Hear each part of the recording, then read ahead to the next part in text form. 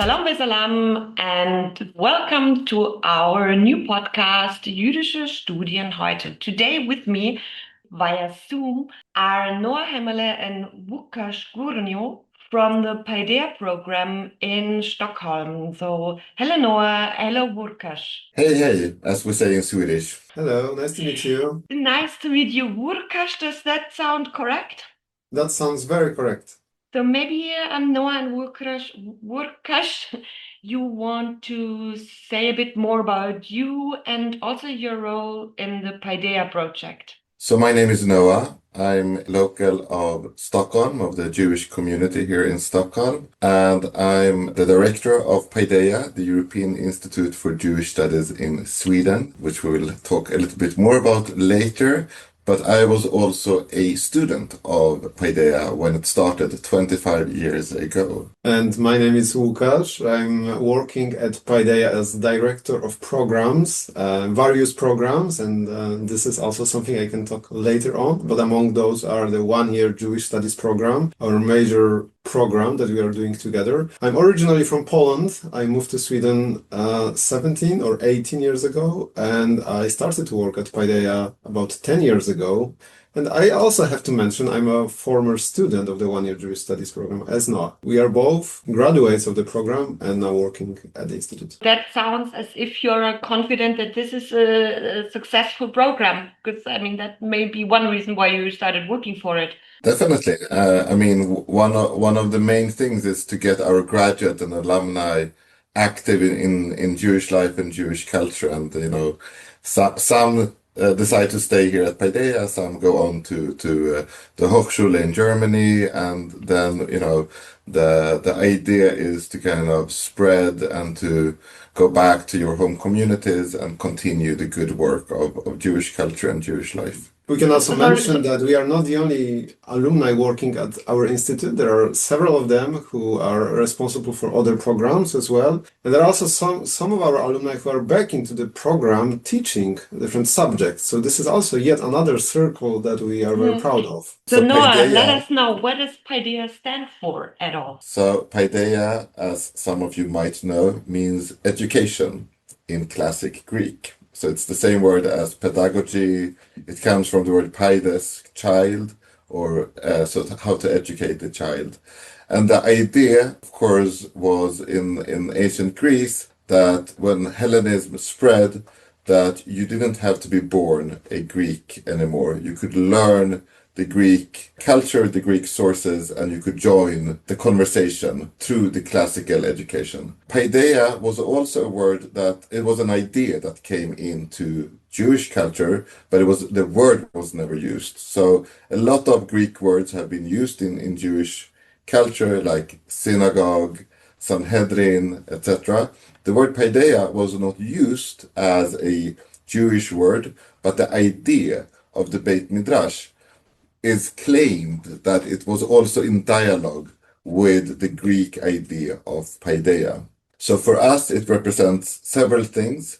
One thing is that through text, you can learn a culture. And secondly, it's an openness to the society, meaning that it's both a European and a Jewish institute and space that we're creating. And to use a Greek word for a Jewish idea is also something that we kind of feel embodies the idea of the Institute of Paideia. So maybe because we talk now about Paideia, but maybe explain first what Paideia is. Absolutely. So Paideia started 25 years ago. We just celebrated our 25th anniversary, and it started on the initiative of the Swedish Parliament together with the Jewish communities in Sweden. And at that time, around the year of 2000, the then Prime Minister of Sweden launched a big inquiry into Sweden's role in the Second World War, but also Europe in general. So there was a conference, the Stockholm Conference, it was called, 25 years ago, where European countries came together in Stockholm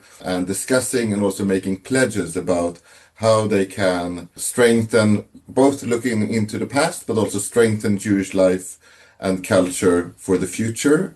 And 20 years later, there was another conference in Malmö, the Malmö Conference, again bringing European countries together. One of the results 25 years ago was the start of Paideia to strengthen Jewish life all over Europe. So this is our mandate, not even if we're in Sweden, but our mandate is to work to strengthen Jewish life and culture throughout Europe. Was Paideia first thought to be for Jewish students? First of all, it was very important for the Swedish government. This was under the auspices of the foreign ministry in Sweden, that it's not only a Swedish project, but it's a European project. So, and when we say Europe, we mean all of Europe, not only the EU, but we have students and programs and activities from most of the European countries. And I think it was also clear from the beginning that it's important to work with everybody who has a wish to impact Jewish life and culture in Europe. So it doesn't matter in which family you're born or what's your background. The important question that we ask is, how can you contribute to strengthening Jewish life and culture in Europe? And this can be done in many different ways. If you work at a museum, if you work in a school, if you're active in an NGO, if you're an academician, if you're a journalist. And yes, of course, many of us have a Jewish background, are active in Jewish communities, but also many students and graduates are not from a Jewish background. I think this is actually one of the strengths of Paideia. To work in Europe, it also means working with all of Europe and all of the society, not only within the Jewish communities. So this is how we see it. If you say Paideia, it means a lot of programs. It's not only the program you have with the Hochschule, but maybe we concentrate first on the program with the Hochschule. What is that about? What kind of program is that? Maybe you want to talk about it a bit? Yes, of course. So let's start with our joint program, the cooperation that we started more than 15 years ago. I think around 2010 or 2011 was actually the first group. So this is a cooperation between our one-year Jewish studies program that we conduct here in Stockholm. And of course, the second year, that is a continuation of the studies that is done in Heidelberg for the second year of taking additional courses and writing a master thesis and obtaining a master degree. The program that has been established and been running for 15 years, and I think about 100 students went, approximately 100 students continued and went through the joint master program. So this is our flagship program that we are very proud of. But there are others. We are running for, I think, as well, about 15, 16 years, a program that is focusing on project development called Project Incubator. Project development on various projects related to, once again, revival or strengthening Jewish culture in Europe. Short program for approximately 10 days in the summer, and programs or projects that are qualified into that programs are of various areas, but most of them are characterized by the social activism or a social impact that we hope that the participants will reach while being in the program and incubating its own projects. So this was the second one. We are also developing other programs at Paideia, and there are a couple of them in a pipeline. Some of them will be or have been already announced, and some of them will be announced soon. So we are very proud that we have such a diversity of programs, and things are changing and developing all the time. And how do you finance yourself? Is that Sweden, like your government, is supporting you financially? Yeah, so we have co-financing from the Ministry of Education in Sweden and the European Union, the SERV program, the Citizens' Equalities, Rights and Values. So this is the main supporters. Then we also have foundations and also private funders and so on. But the majority of the funding comes from the Swedish government and the EU. And what kind of requirements do I need to meet if I say I come from Colombia, I did my BA there and I studied mathematics, but actually I want to do now my MA with a Paideia program. Would that be possible? Because I'm very interested in Jewish life and culture. So you will have a little bit of a tough time to be accepted. It's not impossible. You would need to convince the acceptance committee that you are actually have the potential to contribute to Jewish life and culture in Europe. So it's not about your passport, and it's not about, your religion. But of course, there needs to be a convincing case that you will actually use these studies for furthering Jewish culture in Europe. So yes, occasionally we've had someone from South America, I think maybe one throughout the 25 years. But the main target group, I would say, is people living and working in Europe who are active in Jewish culture and life. So you're very welcome to apply also outside, but this is the financing that we have goes towards supporting this target, and we also have stipends and fellowships for people to be able to study here, because it's not so easy to live and study in Sweden, and usually as a Swedish citizen you have the possibility of getting a study stipend from the state here in Sweden, and this is usually not the case for international students. So also for us to be able to give a stipend, this is also important that you actually fit into the criteria of the stipends of strengthening Jewish life in Europe. So this is the main point. How about the languages? Is it, when there are Germans applying, of course they speak English, and I guess the program is in English in Sweden.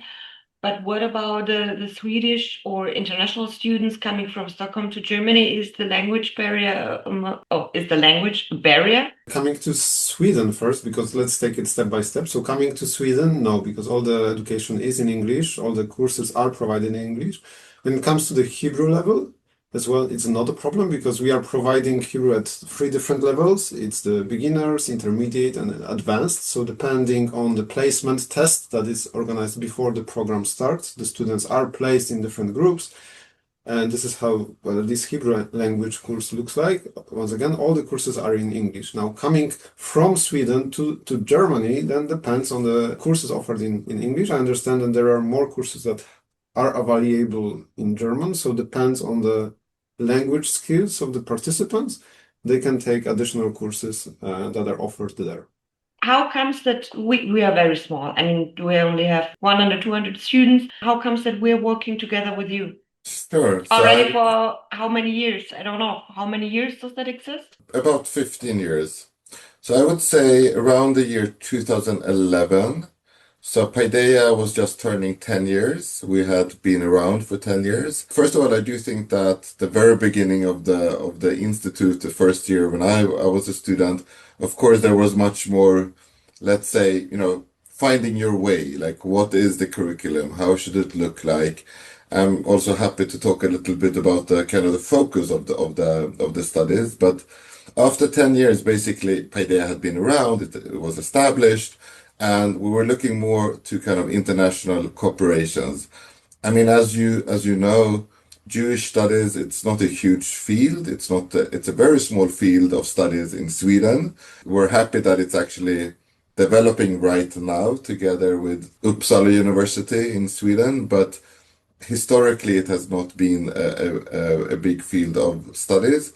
And also throughout Europe, it's there are not that many universities and that have professorships in Jewish studies. So we were kind of looking at what is there available. And obviously the Hochschule for Jüdische Studien in Heidelberg has a large number of chairs in Jewish studies, a variety of disciplines, which I think is very important, because maybe we'll get to this, but the MA in Jewish civilization and the program in Paideia really spans from antiquity and the ancient times to modernity and contemporary times, both in Jewish thought and philosophy, literature, history, languages, culture.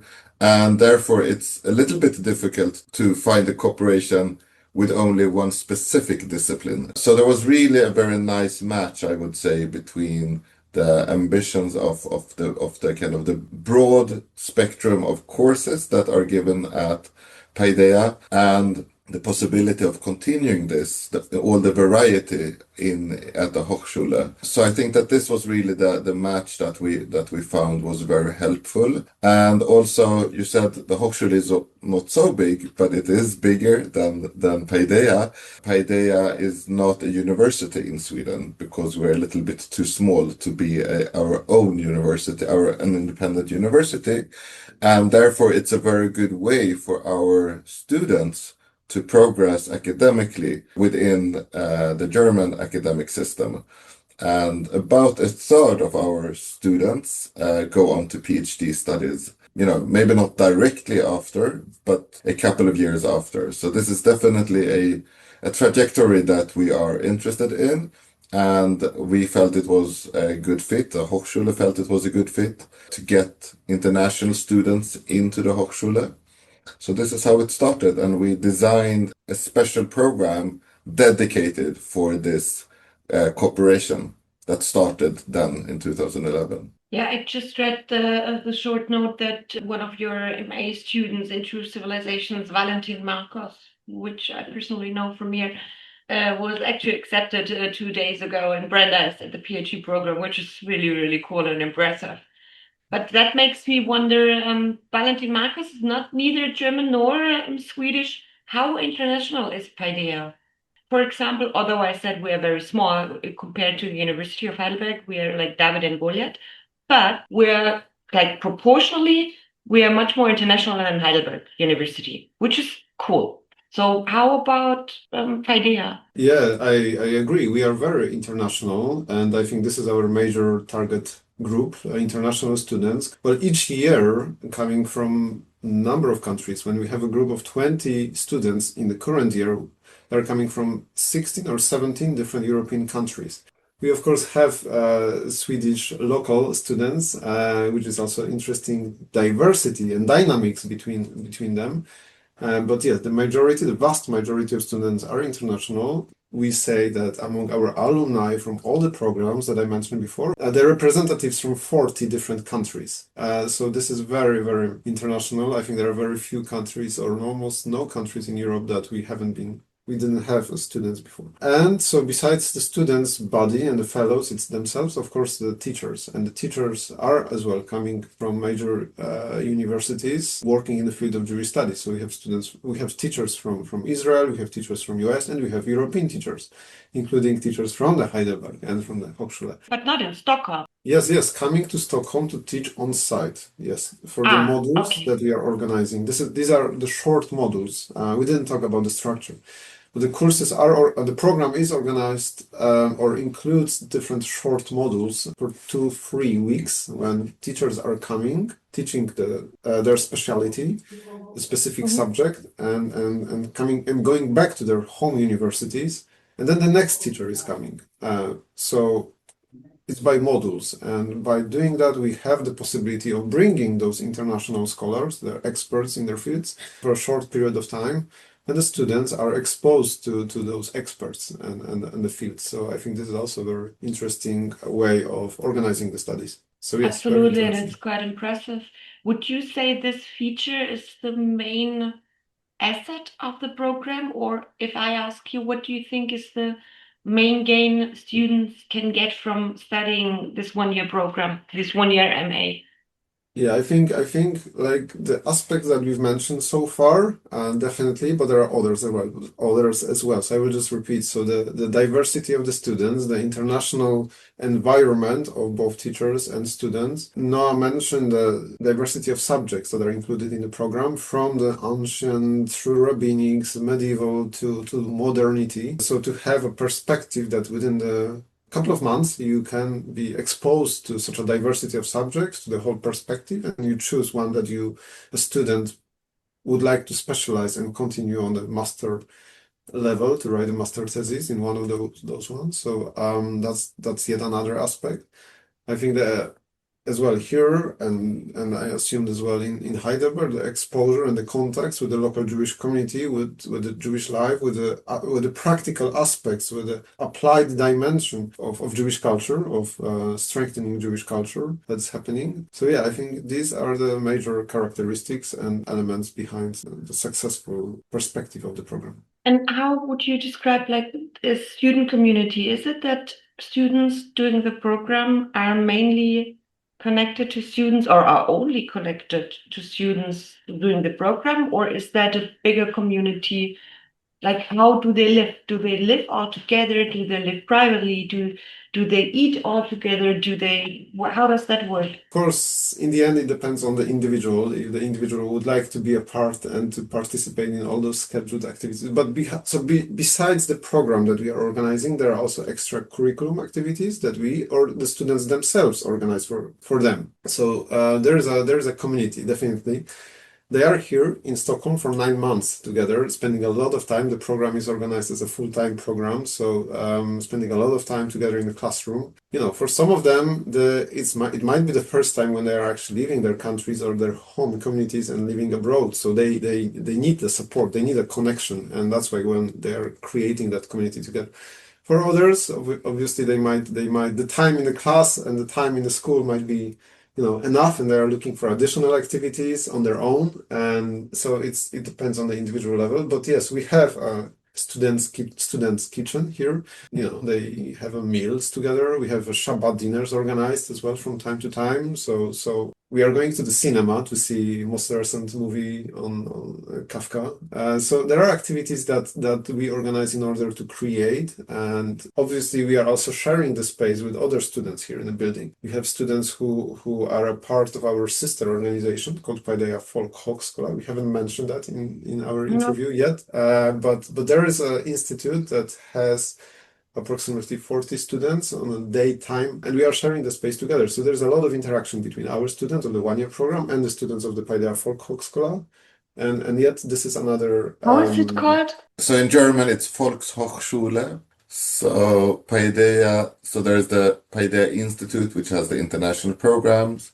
And then about 10 years ago, we started a Volkshochschule, which is called Paideia Volkshochschule, which is both preparatory for university, because this is a task that all the Volkshochschules in Sweden has to prepare you for university, but also a lot of evening classes. So it's like an open university, Right. Which I think is more like the German Volkshochschule.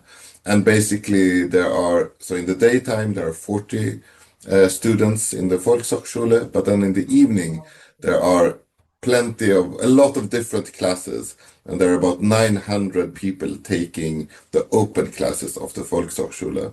Some are also taught online, and some are here on site. So this is also actually a possibility for the students that are coming here, the international students, also to interact with the Swedish audience and Swedish community, but also if they want to take a class in music or in another language or something, it's also Right. possible to do it. I was wondering, it was after October 7th, and there was the rise of anti-Semitism, or the rise of obvious anti-Semitism, let's say it like that. Newspapers, radio stations, whatever, turned to us and asked us for quotations. How do we see it?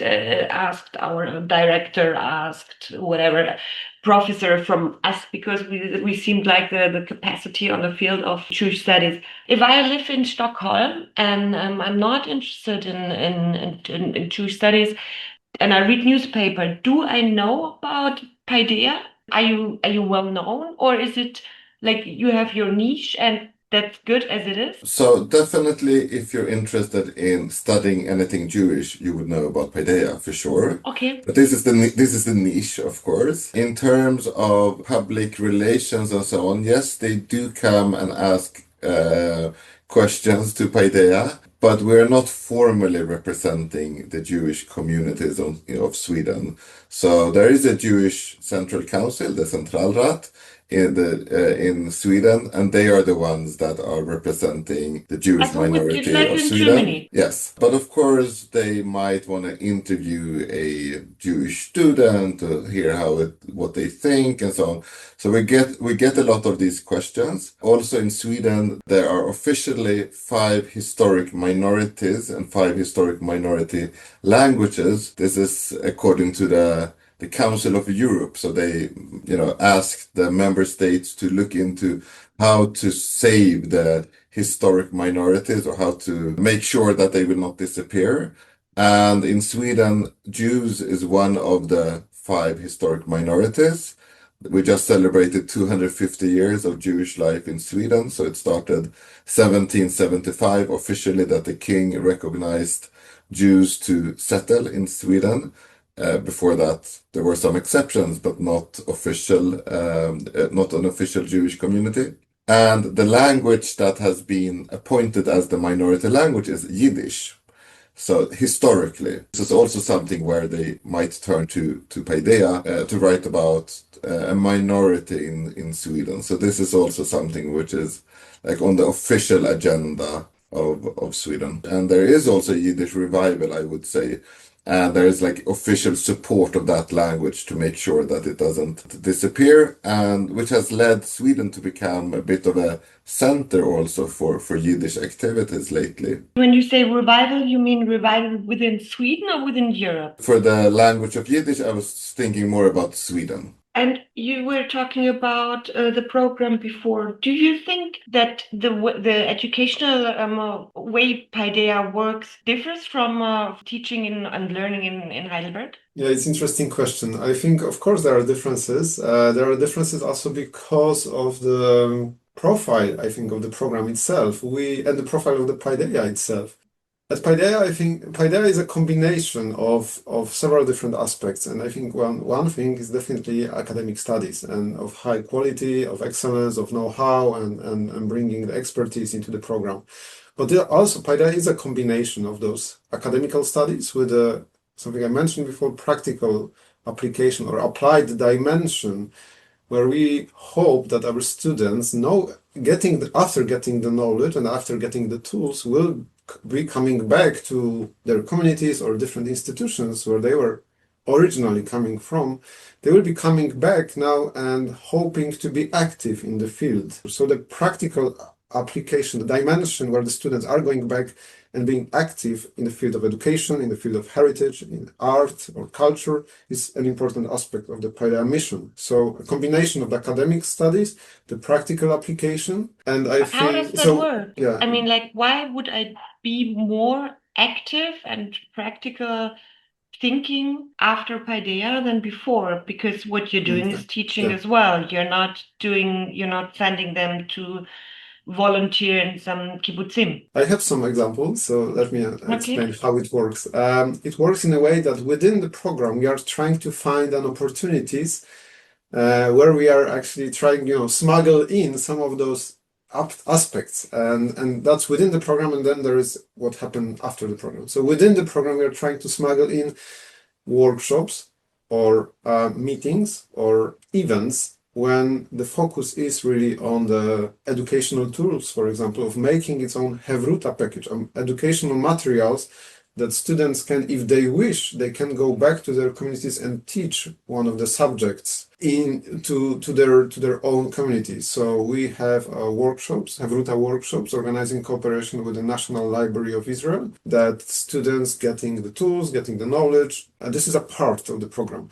Then we have meetings with people who is often our alumni who are working in different aspects of Jewish culture, in institutions, in communities, in various aspects, who are coming and telling their own story of how it went after Paideia, but as well as what they're active right now within. So yes, like back to your question, Dorothy, like it's not that we tell them and we are giving them a ready manual of what to do and how to do it. It's rather that we are exposing them, or we are offering opportunity, and they are exposed to various aspects. And of course they choose. And now I can move a bit of what's happening and how do we know what's happening and what's actually, whether it works or not. They're all becoming part of our alumni network, and each year we are organizing our alumni conferences where we gather approximately 100 or 100 plus participants from different programs. They're coming to the conference located in definitely various locations in Europe. They're coming and presenting what they are doing right now. Out of 100 participants who are coming, approximately 40 up to 50 are presenting in a different format of what and how and where they are active right now. We are not asking, we are offering the opportunity, and they are taking that opportunity and presenting. And this is very rewarding to see in which field and in which aspect they are active right now and what kind of projects they are organizing. And it's even more rewarding to see a networking between various groups of alumni meeting and suddenly realizing that, yeah, I'm working in the same field as you. That's amazing. Let's do things together. So networking, a cooperation that happens after. Of course, once again, that was a side comment. How do we do that in the program? In various ways. It's on individuals to take that opportunity or not. We are happy to see that so many of them are doing and taking that opportunity and are active afterwards. That sounds really impressive. And I was just wondering, is it that people who are more practical and open-minded coming to Paideia, and therefore it works out that they are not only in the scientific field or not only in academic research, or is it also Paideia that makes them open-minded? But that's probably a question you will never be able to answer. But it is very impressive, and I really like the idea of getting the alumni together and networking together once a year. That is so valuable. I think a lot of institutions, educational institutions, don't know really the value of the alumni. But I think just a comment on what you just said, Dorothy. I think it is, for me, it is a journey. Students are coming and attending the program for various reasons, obviously, but it is a journey for each of them. And within the journey, there are different opportunities, different directions. They're wondering what to do in the future. Actually, right now, they are wondering what to do in the future because we are soon finishing the program, and that's the moment when they are considering different options. Many of them are continuing into the MA program in Heidelberg, and that's wonderful. Others might consider different options, and as this is a journey for each of them, this is also so inspiring for us to see the development. Since the day number one of arriving to Stockholm to now listening what their stories, what's happening after MA program. And do you think Paideia plays a role regarding when you said the Swedish government wants to strengthen the language of minorities, and now Paideia's task, one of the tasks is also to strengthen Jewish life in Sweden, but also like in Europe because you have international students. Do you think it works, and how would you be able to measure it? Yeah, we're doing surveys with our alumni, so I think for sure just looking at Sweden, you can see a Jewish studies teacher in the Jewish school, curator at the Jewish museum, someone working at the Museum of the Holocaust. So you can, a person being in charge, head of education at the Jewish community, etc. So of course you can see it from individual cases. You can ask, are these the people that did we produce them or did we attract them to Paideia? As you just said, it's also a question.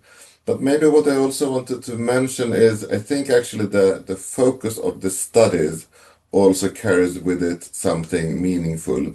And when Paideia was started, there was this question, of course, what are you going to teach in a program when you want to strengthen Jewish life and culture? So you could see it from a historic perspective, you could see it from a religious perspective, you could see it from a Hebrew Israeli perspective. There are many different ways of teaching Jewish studies and what is the content. And I would say that even though we do a lot of different things, the main focus, like when we're talking about it, is Jewish text and interpretation. So Jewish thought, literature, and culture. And I think that the classes, in different ways, of course, present to you kind of the primary sources of Jewish text and the interpretation, how it has been interpreted and received throughout the ages, but it also opens up for your own place in that conversation. and for your own participation in the interpretation and the conversation. And I think this is also very important because you might see it as an academic exercise to understand, but it also gives you the tools and the confidence to take a place around the table, to be part of the conversation.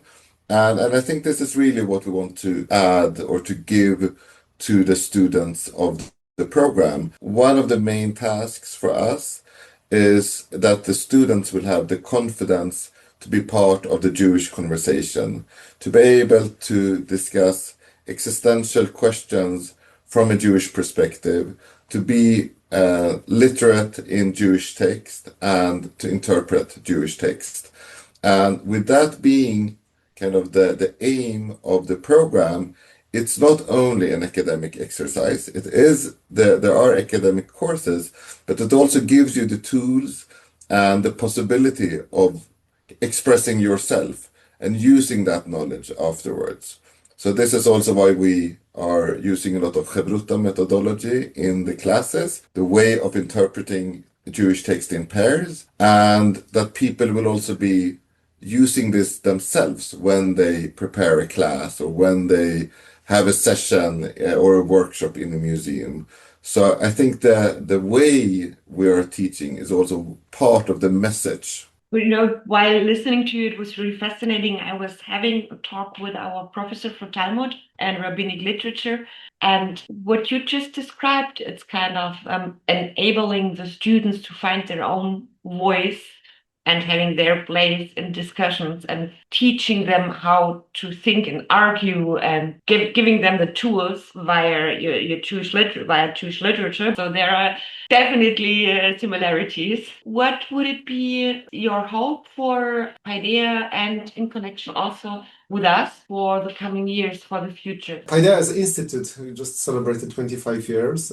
We are also having 15 years of our cooperation, joint cooperation. So it's a very proper moment to ask those questions of how we imagine the future of our programs or our cooperation. So I think we would very much like to continue, at least to the same extent as we are doing. We are, of course, hoping to get more students who would be interesting. We see that the number of candidates is growing again. That's a very positive sign that we are very enthusiastic, because there was a moment, obviously, after recent political situation when the just number of applicants dropped. Now it's growing, which is amazing to see. We hope that will continue to grow and we will be able to continue. Well, both of our institutions will continue the mission that we set, and I think that's it. We will be happy with that.